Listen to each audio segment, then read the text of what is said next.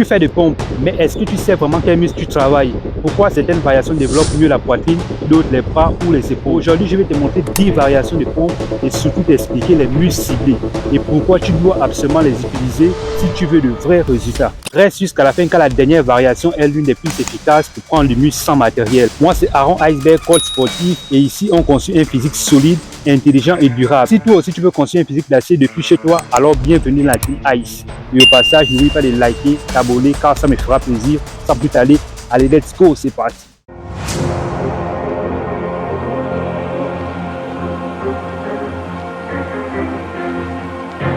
On commence avec la base de toutes les bases, la pompe classique. Beaucoup de personnes la sous-estiment. Pourtant, c'est l'un des exercices les plus complets pour le haut du corps. Quand tu descends et que tu pousses, tu travailles principalement les pectoraux. Donc, la poitrine, les triceps à l'arrière des bras, les épaules surtout avant. Mais ce que beaucoup oublient, c'est que ton gainage travaille aussi les abdominaux, les lombaires et même les fessiers. Parce que ton corps doit rester droit comme une planche. Pourquoi cette pompe est importante? Parce qu'elle construit la force de base. Sans elle, toutes les autres variations de pompe seront faibles ou mal exécutées. Si tu es débutant, c'est celle que tu dois maîtriser en priorité. Si tu es intermédiaire ou avancé, elle reste essentielle pour l'échauffement, l'endurance musculaire et la technique. Alors, comment réaliser la pompe classique? Main légèrement à la largeur des épaules, coude à 45 degrés, descente lente et contrôlée. Les erreurs courantes à éviter lorsqu'on réalise la pompe classique sont descendre à moitié, les hanches qui tombent. Si tu veux des résultats, tu dois descendre la poitrine proche du sol et pousser complètement. Maintenant qu'on a posé les fondations, on va passer à une variation qui va vraiment élargir la poitrine, ce qui nous amène à la pompe large.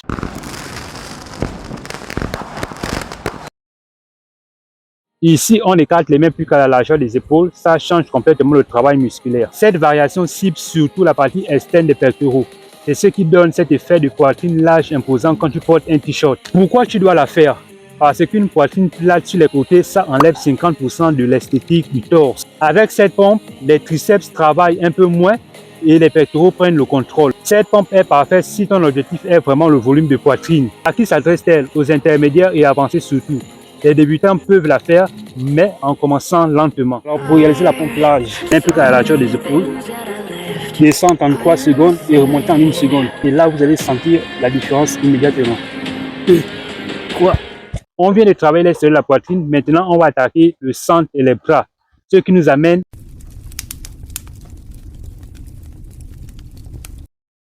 ici, les mains sont posées sous la poitrine en forme de diamant. Cette variation cible principalement les triceps et le centre des pectoraux. Pourquoi cette pompe est-elle importante? Parce que de gros bras donnent l'illusion d'un torse encore plus massif. Et un centre de poitrine bien développé donne un rendu plus profond et plus dense. C'est aussi une des meilleures pompes pour augmenter ta force de poussée. Cette variation des pompes concerne le niveau intermédiaire et avancé.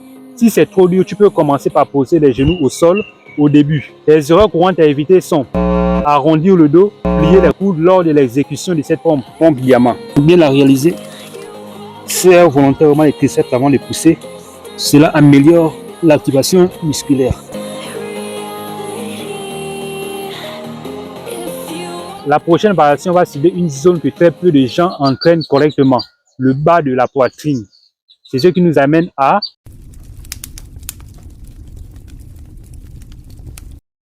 ici, on a ce qu'on appelle la pompe inclinée. Les mains sont surélevées par rapport aux pieds, ce qui change complètement l'angle de travail. Cette variation de pompe cible la partie inférieure des pectoraux, mais aussi des triceps et les épaules antérieures. Elle est importante parce que beaucoup de personnes ont une poitrine développée en haut, mais vide en bas, ce qui donne un torse plat et sans relief. Pourquoi tu dois absolument la faire?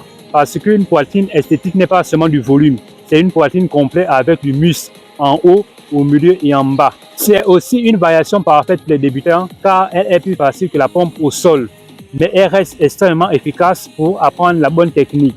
Les erreurs courantes à éviter sont plier seulement les bras sans descendre la poitrine, cambrer le bas du dos, gaine fort les abdos et serre les fessiers, descends lentement car plus tu contrôles, plus les pectoraux travaillent. Maintenant, on va faire l'inverse. On va surélever les pieds pour attaquer la partie haute de la poitrine, ce qui nous amène à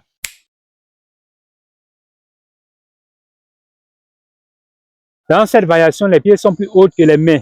Ce simple changement fait en sorte que le travail se déplace vers le haut des pectoraux et les épaules. C'est exactement la zone qui donne cet effet de torse épais puissant qui remplit le short au niveau des clavicules. Pourquoi cette pompe est capitale? Parce que la majorité des gens font uniquement des pompes plats et leur haut de poitrine reste plat.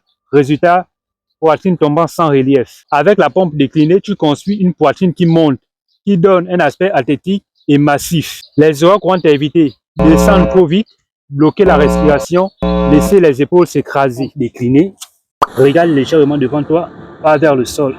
Ça aide à garder un bon alignement et mieux activer les pectoraux. Maintenant qu'on a travaillé la masse, on va passer à une variation qui développe la puissance et la vitesse musculaire, ce qui nous amène à parler de la pompe explosive.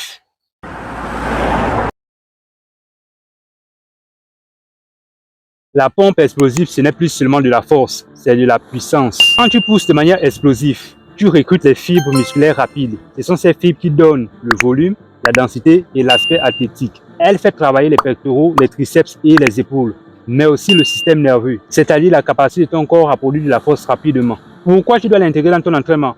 Parce qu'un muscle fort mais lent n'est pas complet.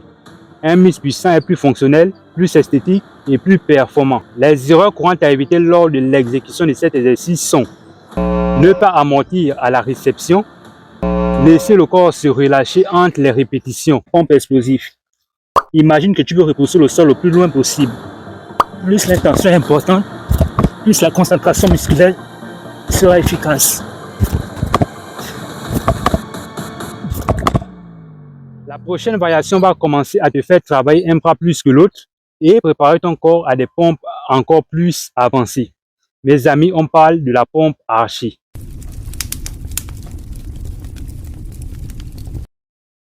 La pompe archée est une variation avancée qui prépare le corps aux pompes à un bras. Quand tu descends, tu transfères la majorité du poids sur un seul côté. Cette variation cible fortement les pectoraux, surtout en profondeur, les triceps et les épaules, mais aussi le gainage, parce que ton corps doit rester stable pendant que le poids se déplace. Pourquoi cette pompe est-elle importante? Parce qu'elle corrige les déséquilibres entre le côté gauche et le côté droit. Et elle développe une force unilatérale, c'est-à-dire une force de chaque bras indépendamment. Elle t'apprend aussi à contrôler ton corps, ce qui est essentiel si tu veux progresser vers l'exercice de niveau gymnique. Les erreurs courantes à éviter lorsqu'on fait cet exercice sont: se laisser tomber sans contrôle, plier le bras qui devrait rester presque tendu. Pompe archée, pense à pousser le sol latéralement, comme si tu voulais le diviser en deux.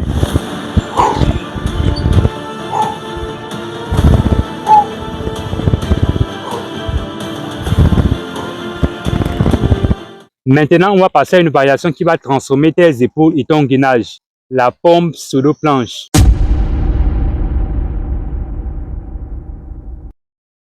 La pompe pseudo-planche est une des meilleures variations pour développer la force des épaules, des triceps et un gainage en béton. En avançant les épaules devant les mains, tu déplaces le centre de gravité, ce qui oblige aux muscles antérieurs des épaules et les triceps à produire énormément de force. Pourquoi c'est une variation incroyable? Parce qu'elle prépare ton corps au mouvement de planche et elle développe une force que les pompes classiques ne te donnent pas. Elle t'apprend aussi à contrôler la position de ton corps dans l'espace, ce qui améliore tous tes autres exercices. Les erreurs courantes à éviter lorsqu'on réalise cette pompe sont: ne pas assez pencher le corps vers l'avant, laisser le bassin s'affaisser. Pompe pseudo-planche. Contracte volontairement les abdos et les fessiers avant chaque répétition.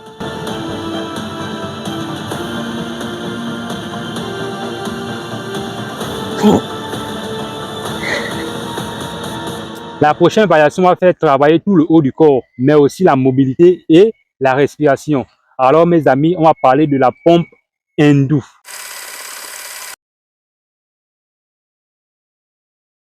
Qu'est-ce qu'une pompe hindoue? La pompe hindoue est un exercice complet qui vient du yoga et de l'entraînement des lutteurs indiens. Elle sollicite les pectoraux, les épaules, les triceps, mais aussi le dos, les abdominaux et la chaîne postérieure. C'est l'une des rares pompes qui travaille à la fois la force, la mobilité et la coordination. La pompe hindoue développe la puissance tout en gardant les épaules et la colonne vertébrale mobile. Elle améliore la respiration car le mouvement est synchronisé avec l'inspiration et l'expiration. Cette variation de pompe s'adresse aux personnes du niveau avancé. Pour les intermédiaires, mais je crois en eux, Les personnes débutantes, it's impossible. Je pense pas. Il faut travailler, les gars. Les erreurs courantes à éviter lorsqu'on réalise ce type de pompe sont faire un mouvement saccadé et bloquer la respiration. Pompe hindoue.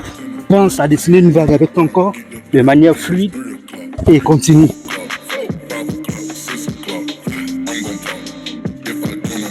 Sans accroc. On arrive bientôt à la dernière variation, celle qui va mettre un muscle sous tension maximale pour une croissance optimale. Mesdames et messieurs, découvrons la pompe lente sous tension.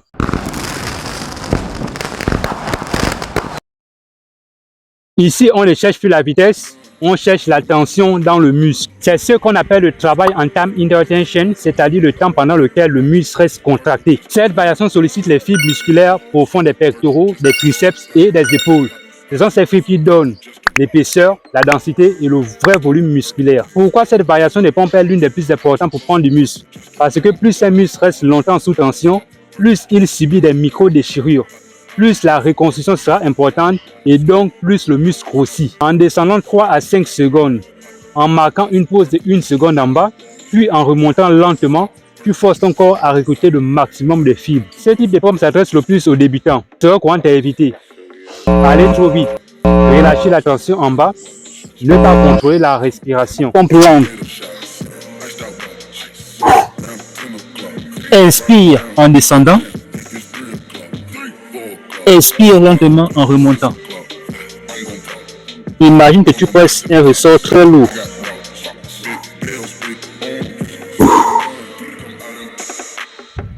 Si tu maîtrises ces variations de pompe, tu peux littéralement transmettre ta poitrine sans aucun matériel et ça depuis chez toi. Tu viens de voir 10 variations de pompe, mais surtout tu as compris quelque chose d'essentiel. Ce n'est pas juste faire des répétitions, c'est comprendre ce que tu travailles et pourquoi tu le travailles. Chaque angle, chaque position de main, chaque vitesse d'exécution change totalement le muscle ciblé. C'est ça la différence entre s'entraîner au hasard et s'entraîner intelligemment. Et maintenant, dis-moi en commentaire, quelle variation t'a le plus brûlé et laquelle vas-tu intégrer dès tes prochains entraînements. Si cette vidéo t'a appris quelque chose, like, partage et abonne-toi à Aaron Iceberg. Parce qu'ici, on ne fait pas que transpirer, on comprend, on progresse et on transforme son corps. Reste fort, reste discipliné. Iceberg ne fond jamais.